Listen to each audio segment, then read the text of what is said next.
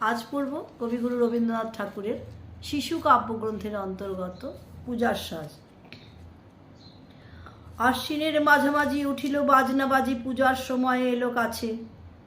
মধুবিধু দুই ভাই ছুটাছুটি করে, তাই আনন্দে দুহাত তুলে নাচে। পিতা বসেছিল দ্বারে, দুজনে শুধালো তারে, কি পোশাক আনিয়াছ কিনে? পিতা কহে, আছে আছে তোদের মায়ের কাছে, দেখিতে পাইবি ঠিক দিনে। সবুর সহে না আর জননীনে বারবার কহে, মাগো ধরি তোর পায়ে। বাবা আমাদের তরে কি কিনে এনেছে ঘরে, একবার দেনামা দেখায়। ব্যস্ত দেখি হাসিয়া মা দুখানি ছিটের জামা দেখাইল করিয়া আদর। মধু কহে আর নেই, মা কহিল আছে এই এক জোড়া ধুতি ও চাদর। রাগিয়া আগুন ছেলে কাপড় ধুলায় ফেলে কাঁদিয়া কহিল, চাহি না মা। রায়বাবুদের গুপি পেয়েছে জরির টুপি, ফুল কাটা সাটিনের জামা। মা কহিল, মধু ছিছি, কেন কত মিছিমিছি, গরিব যে তোমাদের বাপ। এবার হয়নি ধান, কত গেছে লোকসান, পেয়েছেন কত দুঃখ তাপ।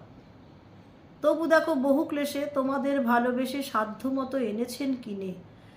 সে জিনিস অনাদরে ফেলিলি ধুলার পরে, এই শিক্ষা হলো এতদিনে। বিধু বলে, এ কাপড় পছন্দ হয়েছে মোর, এই জামা পরাস আমারে। মধু শুনে আরও রেগে ঘর ছেড়ে দ্রুত বেগে গেল রায়বাবুদের দ্বারে। সেটা মেলা লোক জড়ো, রায়বাবু ব্যস্ত বড়, দালান সাজাতে গেছে রাত। মধু যবে এক কোণে দাঁড়াইল ম্লান মনে, চোখে তার পড়িল হঠাৎ। কাছে ডাকি স্নেহবরে কহেন করুণ সুরে তারে দুই বাহুতে বাঁধিয়া, কি রে মধু হয়েছে কি, তোরে যে শুকনো দেখি। শুনে মধু উঠিল কাঁদিয়া, কহিল আমার তরে বাবা আনিয়াছে ঘরে শুধু এক ছিটের কাপড়। শুনি রায় মহাশয় হাসিয়া মধুরে কয়, সেজন্য ভাবনা কি বা তোর। ছেলেরে ডাকিয়া চুপি কহিলেন, ওরে গুপি, তোর জামা দে তুই মধুকে। গুপির সে জামা পেয়ে মধু ঘরে যায় ধেয়ে, হাসিয়া আর ধরে না মুখে। বুক ফুলাইয়া চলে সবারে ডাকিয়া বলে, দেখো কাকা, দেখো চেয়ে মামা, ওই আমাদের বিধু ছিট পড়িয়াছে শুধু মোর গায়ে সাটিনের জামা।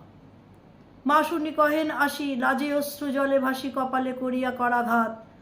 হই দুঃখী হই দিন, কাহারও রাখি না ঋণ, কারো কাছে পাতি নাই হাত। তুমি আমাদেরই ছেড়ে ভিক্ষা লয়ে অবহেলে অহংকার করো ধেয়ে ধেয়ে। ছেঁড়া ধুতি আপনার ঢের বেশি দাম তার, ভিক্ষা করা সাটিনের চেয়ে। আয় বিধু আয়, বুকে চুমো খাই চাঁদ মুখে, তোর সাজ সবচেয়ে ভালো। দরিদ্র ছেলের দেহে দরিদ্র বাপের স্নেহে ছিটের জামাটি করে আলো। নমস্কার, ভালো লাগলে লাইক শেয়ার করে দেবেন।